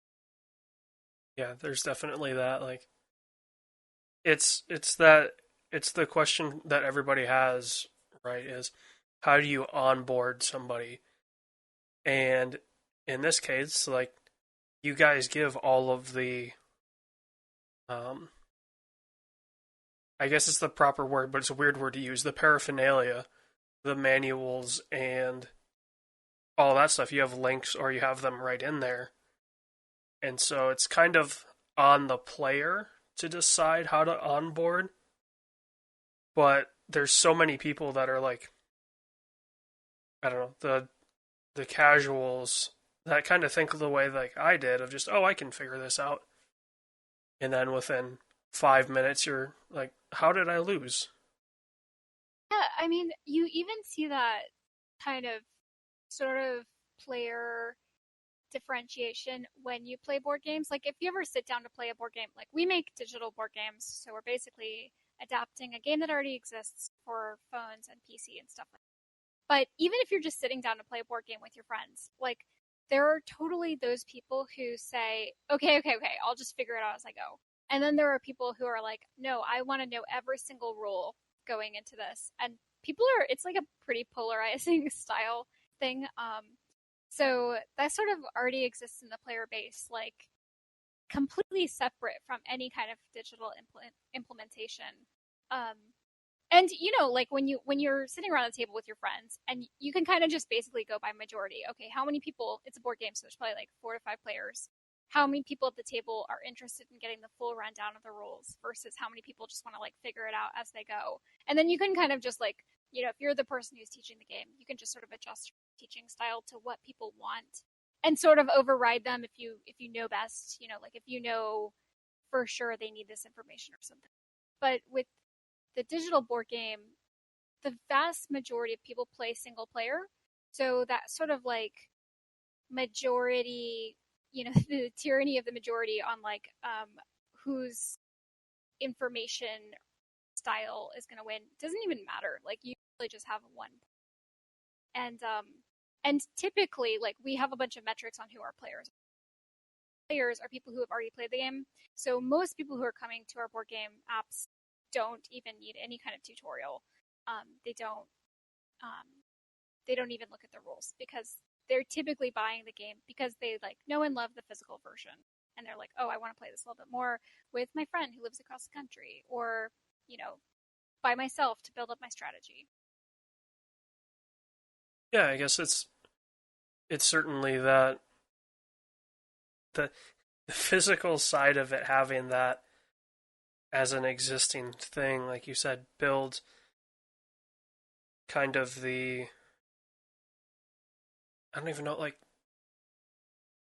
it builds that like expectation that when you go to the digital version, you already have. But for the people that are like, oh, it's a dice building, it's a dice tech building game, and it Roll for the Galaxy works. For those listening that haven't experienced it, it works. I'm not going to say similarly, but you can kind of see, like, if you play Magic, there's the phases. Like, this has phases in that sense, but they act differently in the sense of there's things that you want higher rarities or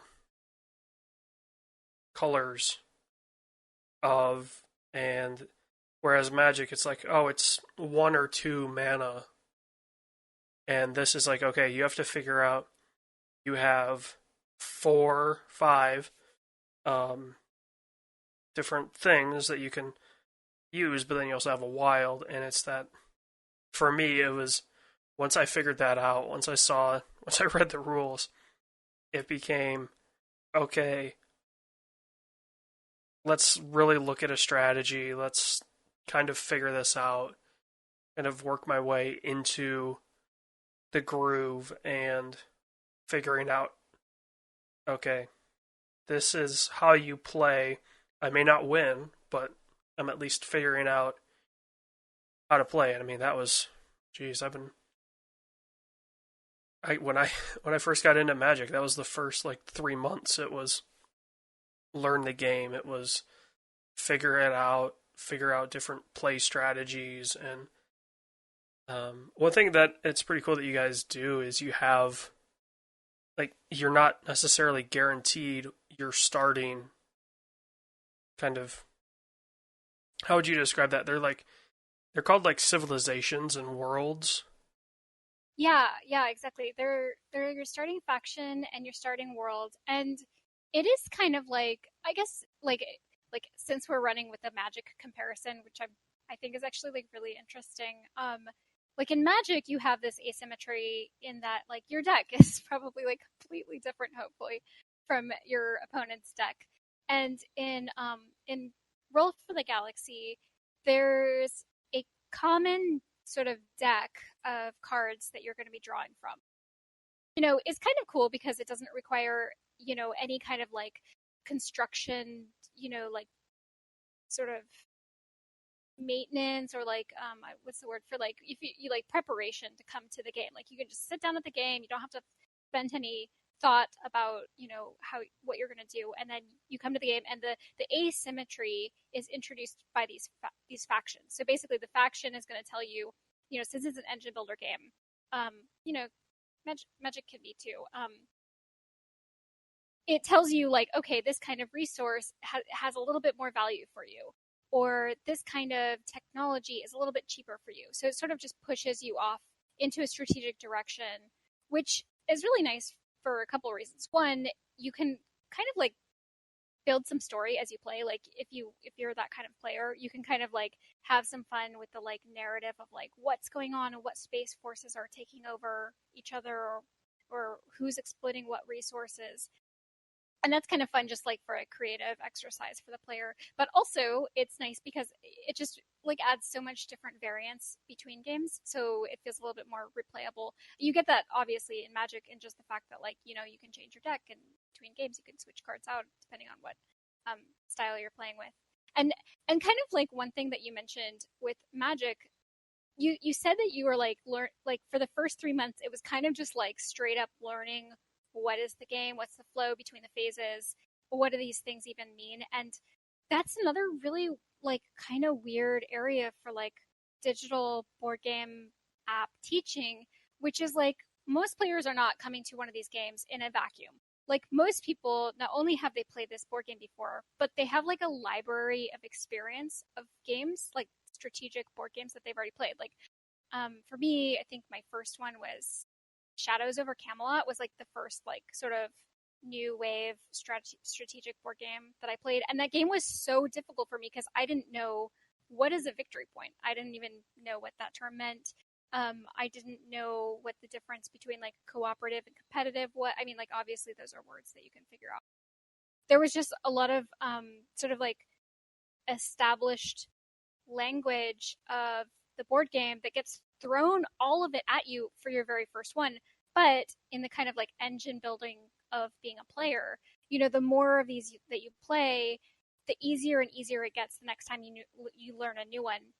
But as a designer for these digital board game apps, I don't really have that information about my player. Like, I don't really know, is this their very first digital board game, which it's going to be for some people because everyone has to start somewhere, or is this their like 100th one and they know what a victory point is because they've already played Dominion and they've already played, like a bunch of other games that have introduced these concepts. And so like you're kind of talking about in that game that you mentioned earlier, like that idea of like meeting the player with where they're at. You can kind of do some like sort of dynamic tutorialization to figure out like, okay, this player doesn't seem to be getting like what is a victory point. Let's like rewind and like teach them some of the basics. But there's like always the return on investment of like, is that development worth it? Is it even worth it if most of your players already know? So yeah, I'm like totally digging this like magic comparison. Well, you can have the splash screen at the beginning of like choose your experience level, and it's like the difficulty settings in the Wolfenstein games, where it's like hurt me plenty, hug me mama, like those make fun riffs on that. Right. Yes. Like we could do that. We do that. We have like a way for players to choose the AI difficulty level, and it's really similar. It's like we basically let them kind of like tell us how challenging they want the experience to be, but we don't do that for rules introduction, and that's like a really interesting idea for like a new. Yeah, I mean, even if like, because you have a tutorial in the game, but it's just like it's like a click through. So like, even if there was one AI that was like tutorial, and Yeah. it just like loads up the tutorial, and it's a predetermined like on the back end, it knows what move is going to happen next, or it influences moves to happen. Because like that, I mean, if we stick on the Magic thing, like somebody teaching somebody to play Magic, it's tough if you're not looking at their cards and you're like, okay, well, sorry, you're just not drawing any mana. Like, right. I can't really help you there. We do that. We do the scripted tutorial for exactly that reason. Like we don't want to have, because these games are all based on like a lot of them have RNG, a lot of them have randomness built in, so it's theoretically possible. Like in Roll for the Galaxy, the price of cards ranges from 1 to 6, but the 6 cost ones, while they're very expensive, are very rare. And so, generally in your average game, you're going to get a bunch of like very common 1 and 2 cost kind of things. And you might hit a 6 cost, but theoretically it is possible with the randomness of the deck shuffle to draw like only 6 cost developments. And if we had that be purely random for like 1 in 1,000 or 1,000,000 players, it's gonna be a really horrible first game experience when they're learning how to play the game and they're not getting anywhere because they just happen to be that person who had the off chance of like drawing all these very expensive cards. So we do script a tutorial so that like that does not happen. Like every single card that you get in the tutorial, I have programmed that you are going to get that card next, and that's kind of a lot of work, but it does help make sure that you're never going to get like a really crummy table. No wonder I had a hard time playing my first game. I had like 3 6s. In Roll for the Galaxy, I feel like I definitely had 2 and then drew another. Was this in a tutorial or was this in just like a first? I think it was just like I fired it up and it was against Easy AI. Yep. That can definitely happen. So So we only did this for the tutorial. okay. But I was gonna say that's I interesting. definitely was the one like just kind of stuck there spinning his wheels like, Oh no. "Hey, easy AI, looks like you're doing great." Meanwhile, I'm like, "All right, I'll play 2 cards," and then all of a sudden next turn, oh, AI wins. What? Okay. Yeah.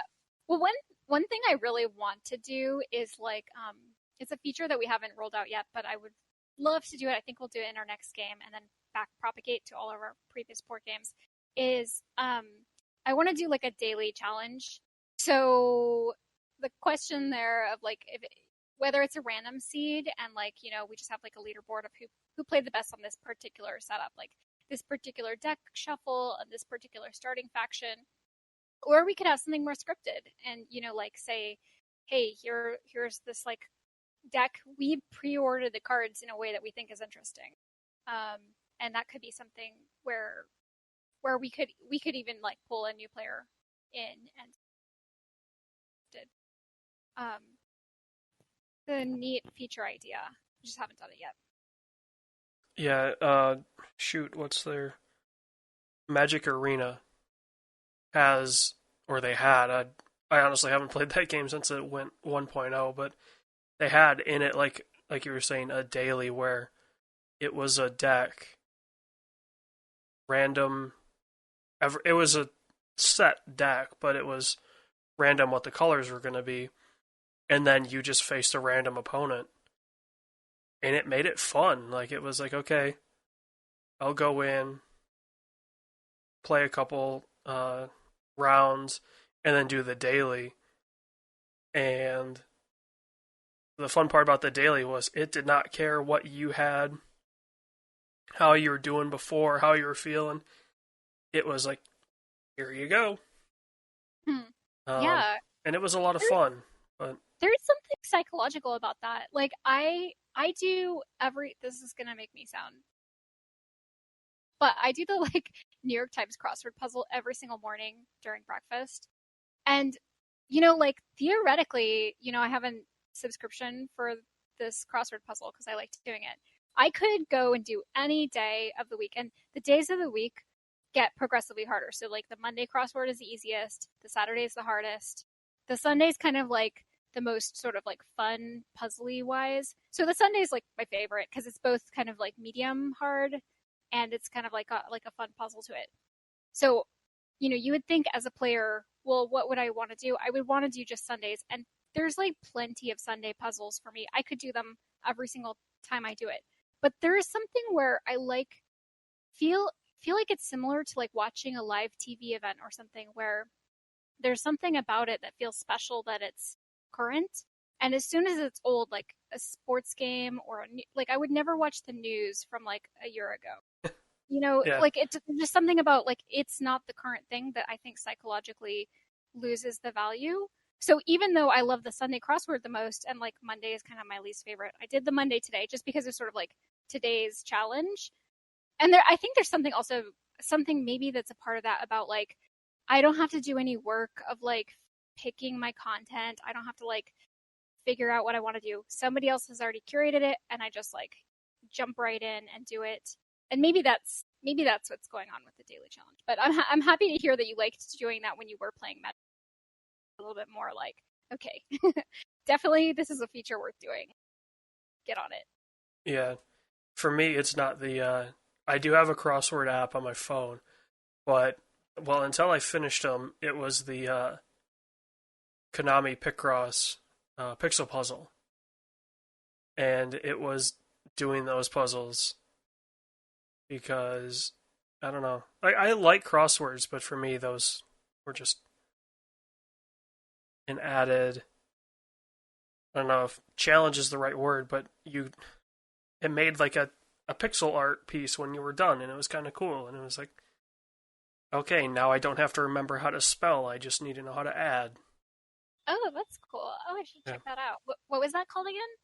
Pixel puzzle. It's from Konami. It's free. Like the entire game's free. And I think there's a few ads maybe. but nothing terrible. Yeah, it's a really fun game. Yeah, I feel like I could just use distraction right now with everything in the world that's happening. Yeah, Like, spend a little bit of time hiding on my phone. yeah, and the fun thing about those is it's like it doesn't sound that hard when somebody's like, "Oh yeah, it's a 5x5," but then you're like, "Okay, 5x5," and then it goes to 10x10, and then it's 15x15, and by the time you're at 15x15, you're like, "Okay, these have to do this, and then there's this. There's the rules never change, but you just add 5 on each side, and you're like, oh boy, I've got puzzles that are over a half hour to solve, which is, say what you will. I mean, whether or not I'm not the most intelligent person in the world is, I mean, I will definitely admit to that, but it's definitely one of those where you're like, okay, you either get it or you don't, and if you don't, it is a struggle. Yeah, yeah. I mean, sometimes I like you seem like put that out there, but I feel like some of the stuff like is there's like just like a specialized knowledge about kind of what is it that the specific puzzle is asking for. Like I don't know, I like those people who can kind of tell you what day of the week you were born on by knowing your birthday, or like solve a Rubik's cube really fast. Like when I was a kid, I was just completely I'm still really wowed by that. Like it's cool. But when I was a kid, I thought, I feel like I didn't understand the concept of like functions or like kind of like algorithms, sort of like little procedures that will get you to where you want to be just by like brute forcing things or giving you a little bit of like math trick to like pull an answer out of something. And it always seemed like really incredible when someone would do something like that. And then I feel like when you get older, you find out, oh, well, there's just like actually this like set of movements to solve across a Rubik's cube, or there's like an algorithm to like figure out what day of the week you're born if you just can do like a little bit of mental math. And so sometimes it feels like it's just like the people who put the effort into like memorizing these tricks, or even like just figuring out where to find the solutions. And it's I don't know, it's kind of like that with the board game apps too, honestly. Like the people who play them really well, I don't necessarily think that they're necessarily any smarter than anyone else. But I think that they've put time and energy into like figuring out either for themselves or looking it up online, like, okay, what are these sort of like strategic algorithms that I should be kind of memorizing and adopting.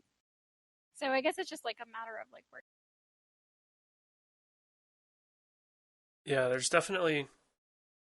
I feel like there's a point for, and I notice it in Roll for the Galaxy as well, that I can see this being a point that I'll reach where it'll stop being brute force and it'll be the chess, it'll be thinking 3 moves ahead, it'll be thinking, okay, I need to do this, to do this, to do this, instead of just brute forcing, okay, this is what I have, what can I do right now? Yeah, exactly. And like honestly, I've played hundreds of games of Roll for the Galaxy, and for me, I can kind of see where the next level, if I was a better player, I would be like way more looking at what my opponents. And I think this kind of generalizes across a lot.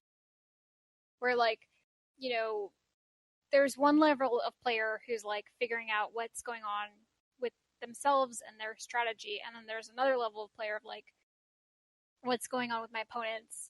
What do I think that they're going to do to help themselves? And how can I either sort of screw that up or take advantage of it to give myself a slight edge? And I don't know, there's just like levels of players, and I'm glad that you're seeing kind of like where you're at with like brute forcing it with like exactly what you have. Yeah. yeah, I don't even know where that ends, honestly. Like, if there is just like a max when you're just like perfect at a game, or if there's always a next thing you could do to like um improve. Yeah. Well, I have to imagine there's like, I don't know, like, yeah, thinking of, okay, you've reached the peak. You can basically do this in your sleep. What's next? It's like, for me, at least, the things that I tend to enjoy, like, I'm a fan of football and things like that and other sports. So these sports tournaments are where I see, like, okay, this is what's going to happen in anything.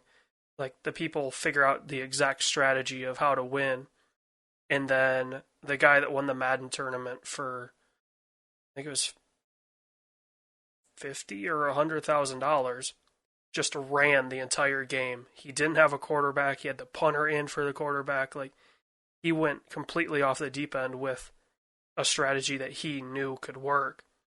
And then he just made fools of these other top players that are thinking like, okay, well, this guy's he's on 3rd and 8. He's gonna pass, and he's probably gonna choose this play. So I need to do this defense and this defense. Meanwhile, the guy's like, dude, I'm just gonna run it. And I think those players that introduce kind of these wild card or unique strategies that reach the same end, but by taking a massive detour to what everybody else is used to. I think that's that. Once you hit the peak, like, those people are always going to be there making these just ridiculous strategies. And then it's how do you beat that strategy? And so there's always something. Maybe there's something there of like, it's not just about like what's the best way to play. It's like, especially with sports or something spectatory, like maybe it's like, what are people expecting me to do? And how can I exploit that expectation to like, catch them off guard? And that would change. Like, if you do the strategy a whole lot, this running the whole time strategy this guy did in the football game, like, eventually, like, if this was so successful, everyone would kind of like adapt to that, and it wouldn't be such an interesting thing anymore. But then, the smartest player would like say, okay, I'm like reevaluating the field. Now everyone's doing this running thing. I'm going to do something totally different. So maybe there isn't like a, like a max. It's just like the ability to constantly adapt to like expectations and sort of like subvert them to your game. That, yeah, maybe you can keep working on that forever. I feel like it would almost be like a cat and mouse in a way at the top of like, you're never gonna reach. There's never going to be that time where the cat gets the mouse. The mouse is always one step ahead of the cat, and the cat has to figure out how to get to the mouse, but the mouse has to figure out how to get away from the cat as well. So just the people kind of jostling strategies of, okay, this guy brings in a crazy strategy and it works. Well, now, like you said, everybody's going to go for that. Well, now he has to figure out what's the next one. And then... yeah, it's a little perpetual motion. It just keeps going. Yeah, I guess that's like why, that's like got to be like fundamentally why sports has been like, a lasting kind of like public obsession. Like, the fact that it's able to continue to be interesting still over time, forever, basically, like, I guess that just like makes it competitive in the sort of like competing for consumers' attention. I don't know. It's kind of like nice to know that there are things out there. There's always going to be something out there. Yeah. Just like the release of Roll for the Galaxy, August 25th. Wow, it was like the smoothest segue. I try. My hit rate on segues is about 5 to 10%. So sometimes I can get them in and I land them and I love them. other times I have one set up, and then if we're in an interview, it goes a different way. Or if Mike and I are talking, I've got one set up, and then he goes off on a different direction. I'm like, all right, well, I'm still going to use the one that I thought of because I'm not going to waste more brain power trying to think of another one. But I nailed it. Yeah, I didn't even think about this. Is like your whole skill set as a pilot. I'm in my office fist bumping myself, but to the nuns of people that are watching. Aw. Oh, They're gonna come on to hear about the sports analysis by well, the door to my office is closed, so the dogs aren't in here watching me. But normally I would have 2 dogs. Yeah, so August 25th, Roll for the Galaxy is out on Steam. Yes, and iOS and Android. So it is the It's basically everywhere that's mobile. It's everywhere that's mobile. Yep, you can get on tablet as well. We've been doing a beta for it's been several months now, and we've had like more players in this game than we've had in any of our board games. Some of the other games that we have out are Race for the Galaxy and Shards of Infinity, which is the sequel to Ascension, which segue was designed by a pro Magic the Gathering player, and you can really tell. Cool, and yeah, you can find all of your other games on Steam through the developer link, which might be one of the nicest things Steam has introduced in a long time. Has that not always been there? It wasn't originally. It was an added thing. Yeah, geez. No, I've just been some of the developers that we have on have talked about, like, some of them were in the Steam summer whatever thing. Yeah, the sale. And just listening to them talk about, like, just what a cluster it was trying to, okay, well, we got to get this, and okay, we need a demo. And in fact, I went through it with one of the developers. He's like, oh yeah, we had a demo up, and I'm like, you did? Because I didn't see it. And so he and I both went through, okay, here's the Steam page. And we're both going through, okay, where's the demo? Where's the demo? Oh, here it is.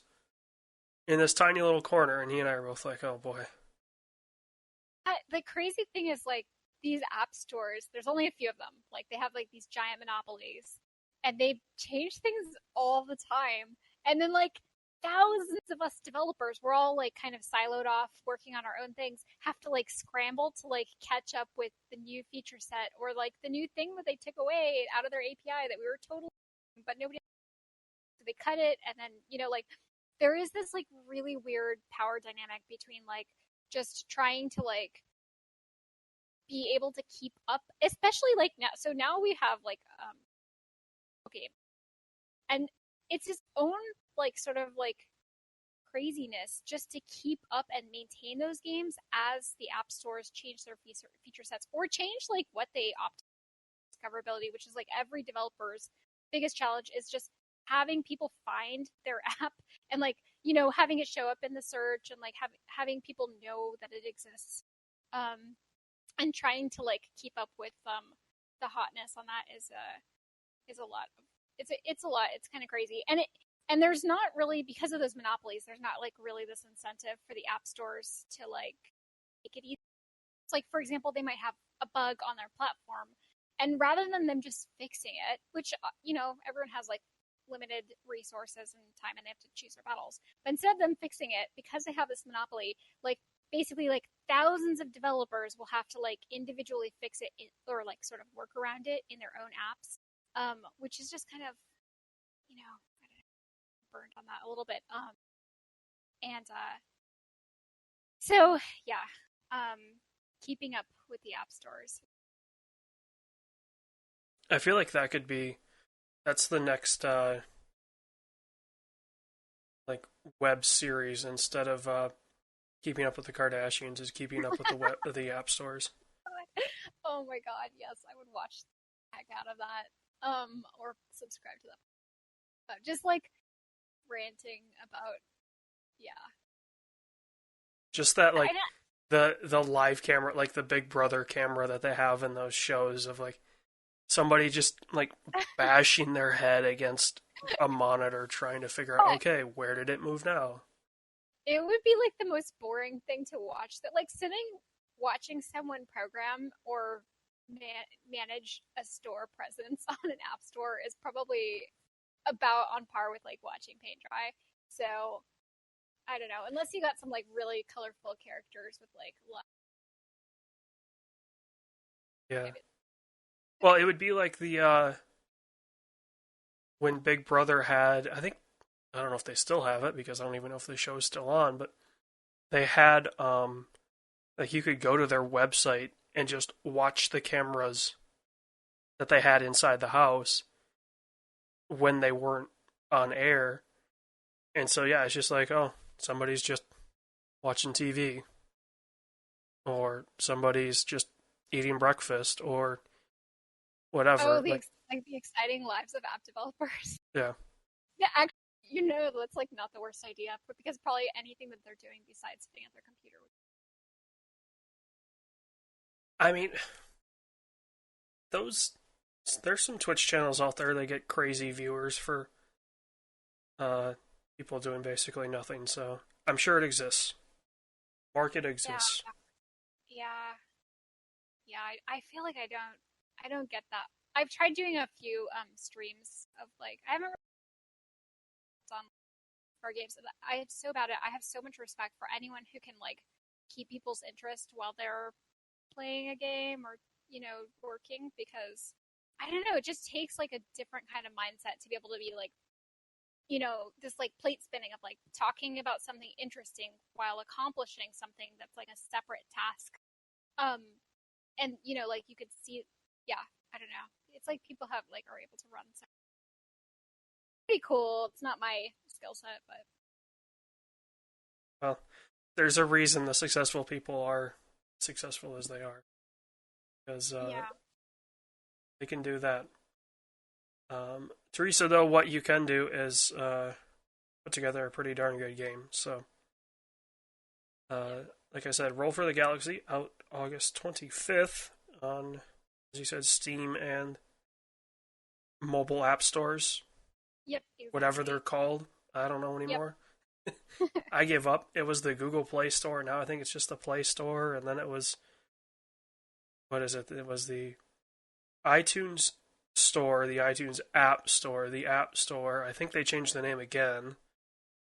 Yes, this should be like episode 1 of keeping up with the app stores. Well, thank you very much for coming on, and looking forward to all the people that get a chance to hop in and play Roll for the Galaxy. Thank you. This podcast was a production of the SWW Show. To learn more, go to theswwshow.com. Remember, you can follow the show on Twitter at the SWW Show. You can follow me at Mikey_Maroney. You can follow AJ at LowSeaboar. Remember, new episodes premiere on Friday, 9 a.m. Central Time on anchor.fm/SWW and podcast services around the globe.